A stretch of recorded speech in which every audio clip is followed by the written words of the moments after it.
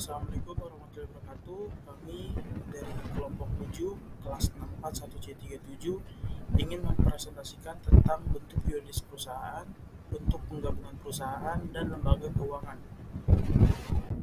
Yang beranggotakan saya Bugi Hari dan teman saya Apriandi Mukti.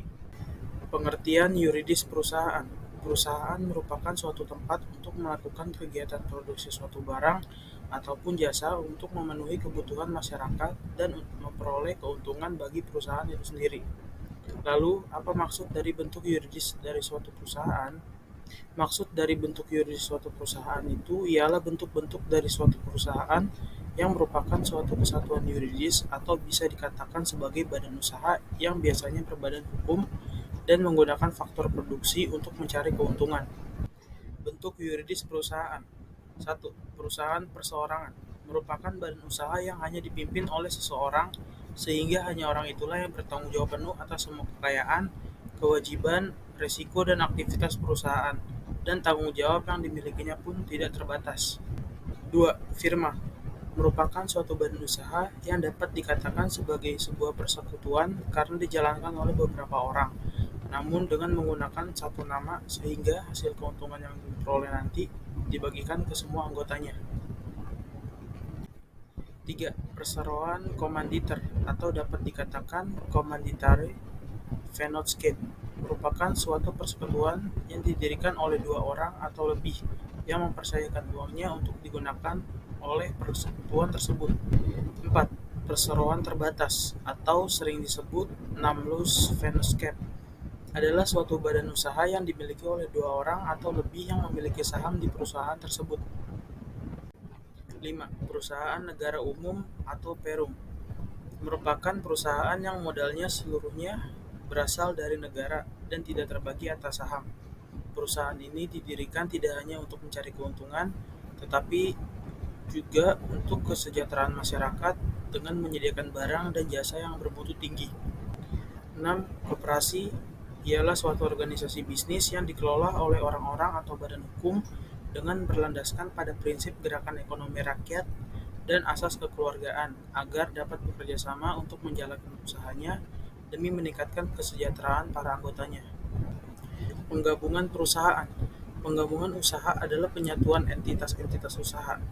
Penggabungan entitas usaha yang terpisah adalah suatu alternatif perluasan secara internal melalui akuisisi atau pengembangan kekayaan perluasan secara bertahap dan seringkali memberikan manfaat bagi semua entitas yang bersatu dan pemiliknya.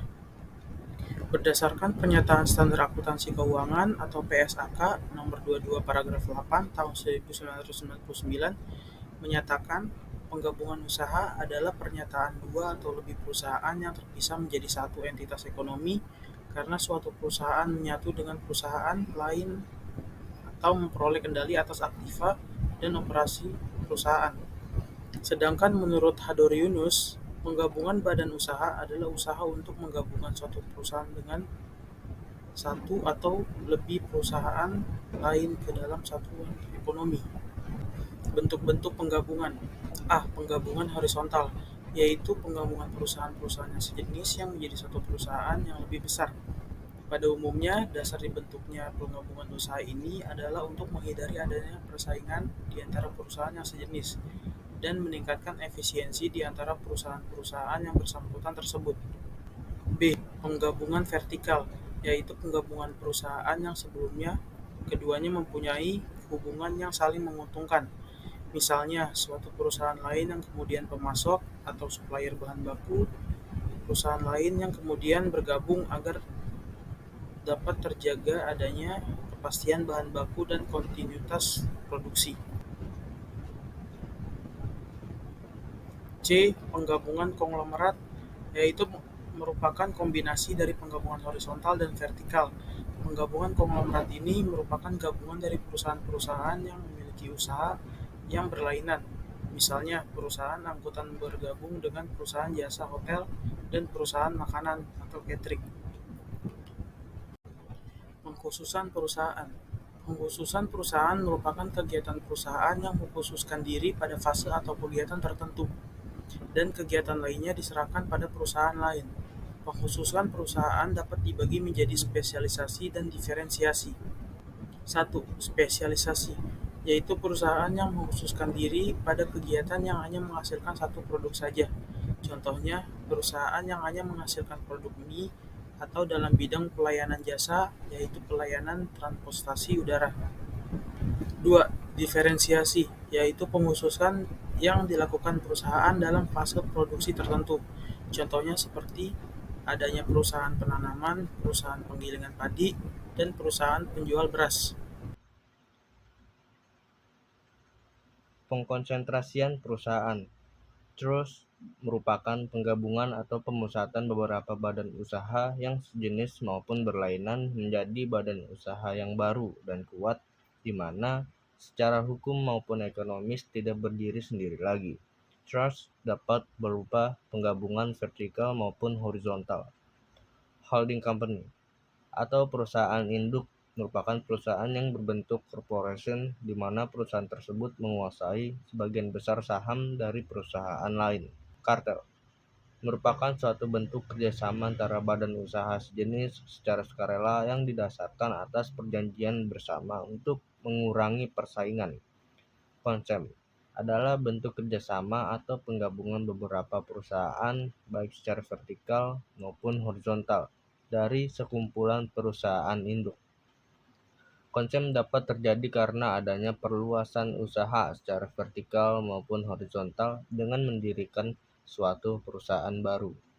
Joint venture merupakan perusahaan baru yang didirikan atas dasar kerjasama antara perusahaan-perusahaan yang telah berdiri sendiri.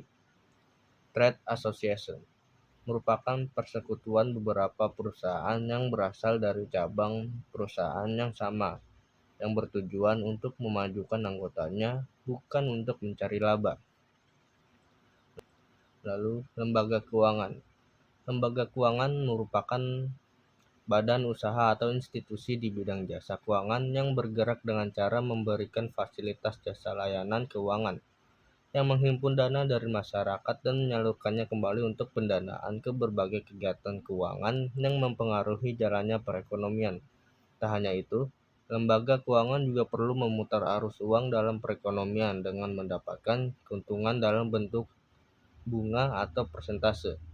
Kegiatan usaha dalam lembaga keuangan pun berbagai macam, seperti memberikan jasa layanan keuangan, memberikan pinjaman, penyertaan modal, dan lain sebagainya. Walau demikian, dalam operasionalnya lembaga keuangan hanya menjalankan salah satu atau dua kegiatan usaha sekaligus. Menurut para ahli, menurut OJK, lembaga keuangan merupakan institusi yang menghimpuni dana dari masyarakat dan menanamkannya dalam bentuk aset keuangan lain, misalnya kredit, surat-surat berharga, giro, dan aktiva produktif lainnya yang termasuk dalam lembaga keuangan bank maupun lembaga keuangan non-bank. Sementara itu, pengertian lembaga keuangan menurut SK Menteri Keuangan adalah semua badan yang kegiatannya di bidang keuangan melakukan penghimpunan dan penyaluran dana kepada masyarakat, terutama guna membiayai investasi perusahaan. Dalam KBBI, lembaga keuangan adalah badan di bidang keuangan yang bertugas menarik uang dan menyalurkannya kepada masyarakat. Fungsi lembaga keuangan: 1. Memberikan jaminan keamanan penyimpanan uang lembaga keuangan yang berdiri di bawah hukum Indonesia. Tentunya, segala kegiatannya akan diawasi dan aktivitas bisnisnya harus sesuai dengan aturan yang ada. Salah satu aturannya yaitu memberikan jaminan moral dan hukum pada nasabah agar mereka merasa aman dan percaya bahwa dana yang mereka miliki tersimpan secara utuh, kemudian akan dikembalikan saat jatuh temponya tiba, misalnya untuk tabungan deposito. 2. Sebagai alat transaksi untuk segala kegiatan.